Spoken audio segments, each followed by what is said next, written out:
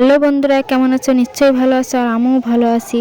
তো আজকে কি দিন জানেন তো বন্ধুরা? আজকে হচ্ছে ভীম একাদশী। তো সকালে উঠে আমি সুন্দর করে ঘরদোর ঝাড়ু দিয়ে নিয়ে ঘরদোরগুলো সুন্দর করে মুছে নিচ্ছি।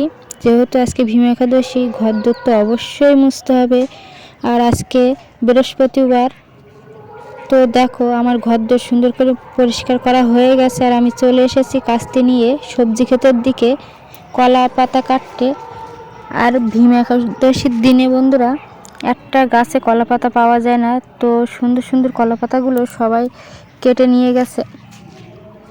আর আমাদের যে কলা বাগান, আমরাই কলা পাতা পাচ্ছি না।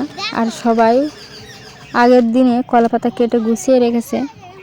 তো আমি চলে এসেছি, এসে সব খুঁজে খুঁজে দেখছি যে কোন দিকটায় ভালো কলা পাতা পাওয়া যায়। তো কলা পাতা শাশুড়ি মা তুলে এনেছিল, আর আমি এদিকে দুব্বু ঘাসগুলো তুলে নিয়ে চলে আসছি। যেহেতু আজকে বৃহস্পতিবার, লক্ষ্মী পুজো করতে হবে। তো দেখো,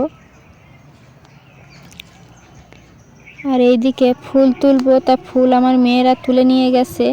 তো দেখছিলাম আর আছে কিনা গাছে। তো আর বেশি কিছু আমি দিতে পারিনি, যেহেতু এইদিকে একটু তাড়া ছিল, ওই জন্য